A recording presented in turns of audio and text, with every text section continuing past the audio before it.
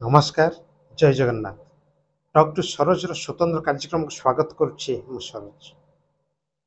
Political ପ୍ୟାକେଜରେ Khandapada ନିର୍ବାଚନ ମଣ୍ଡଳୀ ଆଗକୁ ଆସୁଛି ଇଲେକ୍ସନ ବା ନିର୍ବାଚନ ମହାକୁମ୍ଭ 2024, ଯାହାକି ଜନତାଙ୍କର ଗଣପର୍ବ, ଯେଉଁଥିରେ ସାମିଲ ହେବେ ସାରା ରାଜ୍ୟର ଭୋଟର। ପ୍ରକାଶ କରିବେ ସେମାନଙ୍କର ମତ, ବାଛିବେ ସେମାନଙ୍କର ନେତା। ଆଉ ଦେଖିବାକୁ ବାକି ରହିଲା କିଏ ବସୁଛି ସିଂହାସନରେ ଆଉ କିଏ ହାରୁଛି ପୋଷାପାଲି। ଆସନ୍ତୁ ଯିବା ଖଣ୍ଡପଡ଼ା ନିର୍ବାଚନ ମଣ୍ଡଳୀର କିଛି ତଥ୍ୟ ଉପରକୁ।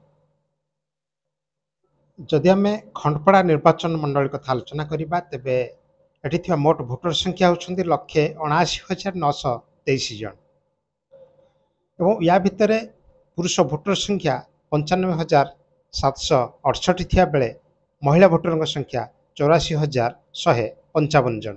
ଯଦି ଆମେ ଖଣ୍ଡପଡ଼ା ନିର୍ବାଚନ ମଣ୍ଡଳୀର ପିଛଲା ନିର୍ବାଚନ କଥା ଆଲୋଚନା କରିବା, ତେବେ ଏଠି ହେଭିୱେଟ୍ ନେତା ସୌମ୍ୟ ପଟ୍ଟନାୟକ ବିଧାୟକ ଭାବେ ନିର୍ବାଚିତ ହୋଇଥିଲେ, ଯିଏକି 138 ଖଣ୍ଡ ଭୋଟ ଏଠି ପାଇଥିଲେ ଏବଂ ସେକେଣ୍ଡ ପୋଜିସନରେ ଥିବା ଦୁଷ୍ମନ୍ତ ସ୍ୱାଇଁ, ଯିଏକି ସ୍ୱାଧୀନ ପ୍ରାର୍ଥୀ ଥିଲେ, ସେ 18,608 ଖଣ୍ଡ ଭୋଟ ଏଠି ପାଇଥିଲେ ଏବଂ ବିଜେପିରୁ ଲଢ଼େଇ କରିଥିବା ସିଦ୍ଧାର୍ଥ ଶେଖର ସିଂ ସେ 14,014 ଖଣ୍ଡ ଭୋଟ ପାଇଥିବା ବେଳେ କଂଗ୍ରେସ ତରଫରୁ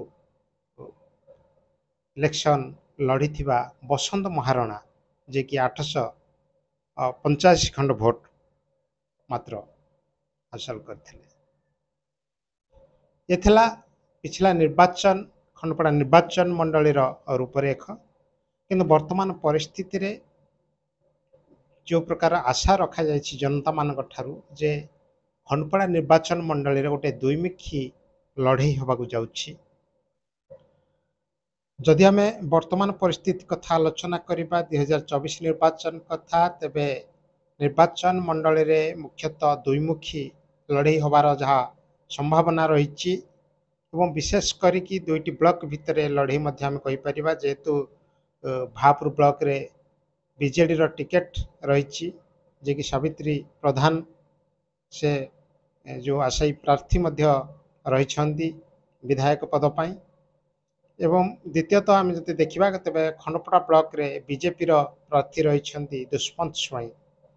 କଡ଼ା ଟକ୍କର ଭିତରେ ଦୁଇଟି ବ୍ଲକ ଭିତରେ ଦୁଇଟି ଦଳ ଭିତରେ ଏ ଲଢ଼େଇ ହେବାକୁ ଯାଉଛି। ଆଗାମୀ ଦିନରେ ଅନ୍ୟମାନେ ମଧ୍ୟ ଦେଖିବେ ଯେ କିଭଳି ସାରା ଓଡ଼ିଶା ପାଇଁ ଏ ଯେଉଁ ଚର୍ଚ୍ଚିତ ନିର୍ବାଚନ ମଣ୍ଡଳୀ ରହିଛି ଖଣ୍ଡପଡ଼ା ନିର୍ବାଚନ ମଣ୍ଡଳୀ, ଏଠି କି ପ୍ରକାର ମତ ପ୍ରକାଶ ପାଉଛି, କିଏ ନିର୍ବାଚିତ ହେଉଛି, କାହା ମୁଣ୍ଡରେ ସୁନା ମୁକୁଟ ବନ୍ଧା ଯାଉଛି ଏବଂ କିଏ ପୋଷାପାଲି ହାରୁଛି।